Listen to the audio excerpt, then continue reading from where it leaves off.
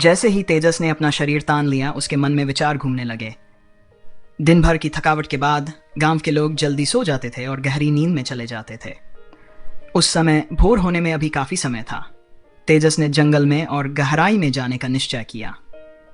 वहां आध्यात्मिक ऊर्जा गांव की तुलना में कहीं अधिक सघन लग रही थी।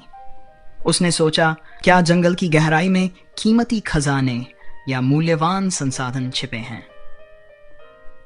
इस दुनिया में मार्शल आत्मा का जागरण असंभव होने का एहसास होते ही तेजस की योजना साफ हो गई। उसने रहस्यमय स्वर्ग तकनीक को परिश्रम पूर्वक विकसित करने, शक्ति एकत्र करने और फिर इस शक्ति को प्रभावी ढंग से इस्तेमाल करने का संकल्प लिया।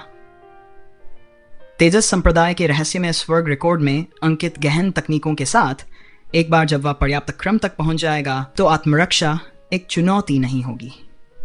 अपनी साधना के माध्यम से तेजस को धीरे धीरे समझ में आ गया कि क्यों मनुष्य स्वाभाविक रूप से कमजोर होते हैं और गुलामी में क्यों धकेले जाते हैं। इस दुनिया को फलन के नाम से जाना जाता था और इसमें एक विशाल महाद्वीप, डेमन महाद्वीप शामिल था, जहां वह वर्तमान में रहता था। राक्षसों और अप्सराओं के पास भयानक जन्मजात क्षमताएं थीं। आध्यात्मिक ऊर्जा से भरपूर इस भूमि में उन्हें अपनी अंतर्निहित क्षमताओं को बढ़ाने के लिए जन्म के बाद स्वर्ग और पृथ्वी की आध्यात्मिक ऊर्जा को लगातार अवशोषित करने की आवश्यकता थी, जिससे वे अत्यधिक शक्तिशाली बन गए। कोई भी अन्य जाति उनकी शक्ति का मुकाबला नहीं कर सकती थी। इसके विपरीत मनुष्यों में जन्मजात युद्ध क्षमता और साधना तकनीक का अभाव था।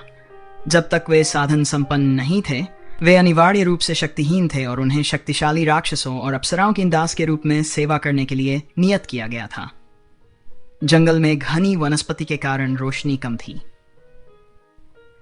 इस दुनिया में चंद्रमा जैसा एक खगोलीय पिंड मौजूद था जो एक असामान्य हल्की नीली चमक उत्सर्जित कर रहा था। यह एक अजीबोगरीब दृश्य था। तेजस की आंखों में हल्की बैंगनी रोशनी चमक रही थी, जो रहस्यमय स्वर्ग स्क्रॉल से एक और सर्वोच्च तकनीक विकसित करने का प्रभाव था, जिसे बैंगनी दानव आंखें कहा जाता था। इस तकनीक में महारत हासिल करने के लिए उसे हर दिन उगते सूरज का सामना करने का अभ्यास करना पड़ता था। पिछले 2 सालों से उसे फर्श और दरवाजे के बीच की खाई पर खुद को दबाना पड़ता था, जिसे वह मुश्किल से अभ्यास कर पाता था। पिछले 2 सालों में उसने साधना के लिए और अधिक अवसर खोजे थे। बैंगनी दानव आंखों की सहायता से वह जंगल में अपने आसपास की चीजों को स्पष्ट रूप से देख सकता था। जितना वह आगे बढ़ता गया, उतनी ही तीव्रता से उसे अंदर की अजीबता का एहसास हुआ। उसकी पिछली दुनिया में आत्मा जानवरों के रूप में जाने जाने वाले प्राणी मौजूद थे। शुरू में मनुष्यों द्वारा उत्पीड़ित वे लगातार लड़ते रहे जब तक कि वे एक शांतिपूर्ण सह अस्तित्व प्राप्त नहीं कर लेते। हालांकि इस डेमन महाद्वीप पर राक्षसों और अप्सराओं का वर्चस्व था, जबकि मनुष्य जीवित रहने के लिए संघर्ष कर रहे थे। ऐसा लग रहा था कि सब कुछ उलट गया था। जैसे ही तेजस आगे बढ़ा, उसने अचानक कुछ हलचल सुनी और सहज ही अपनी सांस रोककर एक बड़े पेड़ के पीछे छिप गया। धमाका! कुछ ही दूर आगे एक आकृति जमीन पर गिरी और रुकने से पहले 2 बार लुढ़की। व्यक्ति की सांसें तेज और अनियमित थीं और वे बड़ी बड़ी सामने सांस लेने के लिए संघर्ष कर रहे थे। वे उठने के लिए संघर्ष कर रहे थे, लेकिन ऐसा लग रहा था कि उनमें ताकत नहीं थी और वे फिर से नीचे गिर गए।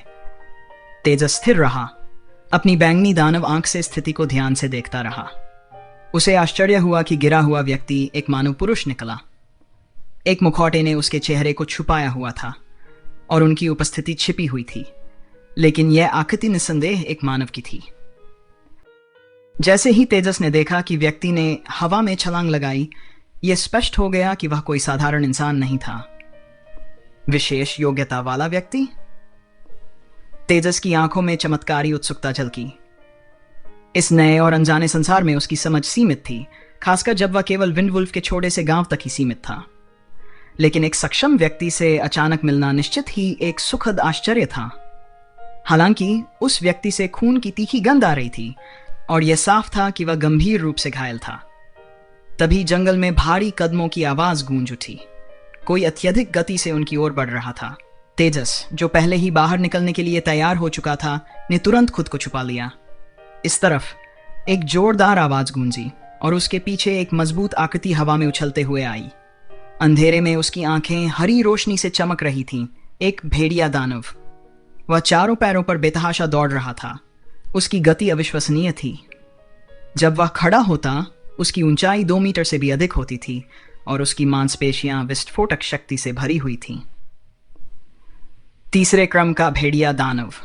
इन वर्षों में तेजस ने डेमन महाद्वीप पर जाति और शक्ति की पदानुक्रमिक संरचना के बारे में जानकारी प्राप्त की थी। इस दुनिया में स्थिति और शक्ति का मूल्यांकन एक रैंक स्केल के अनुसार किया जाता था।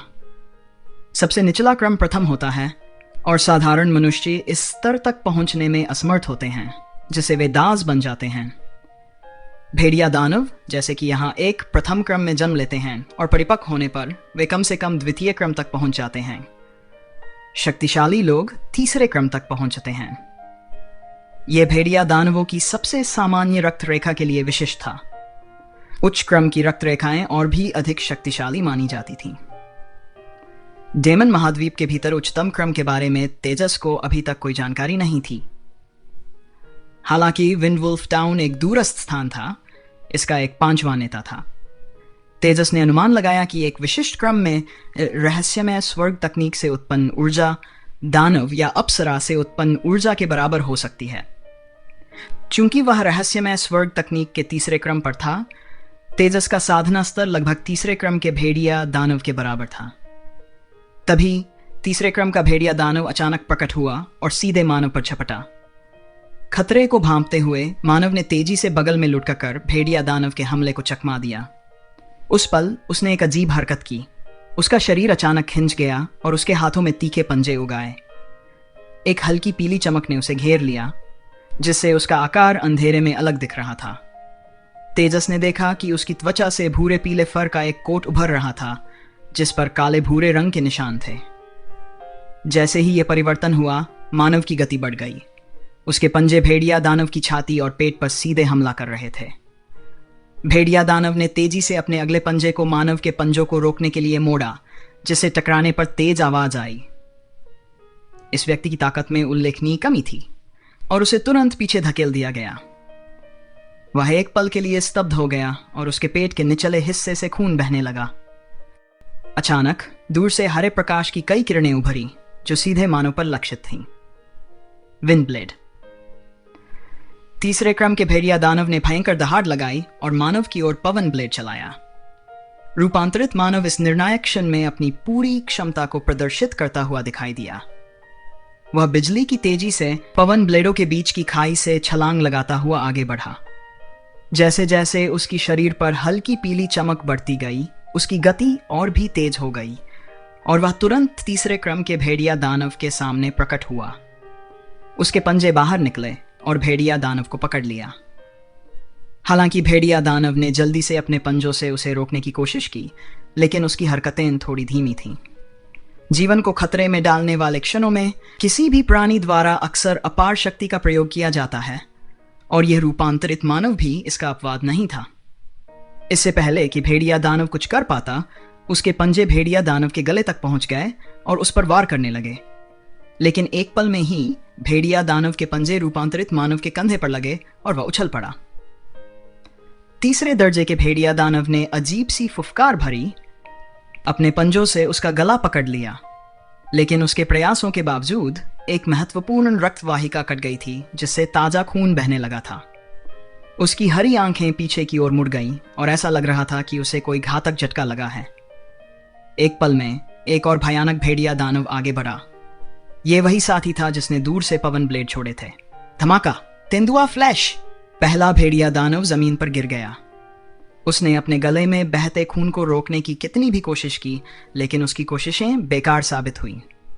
रूपांतरित मानव के अंतिम प्रहार ने उसका गला काट दिया था, जिससे उसकी किस्मत तय हो गई थी। मर जाओ।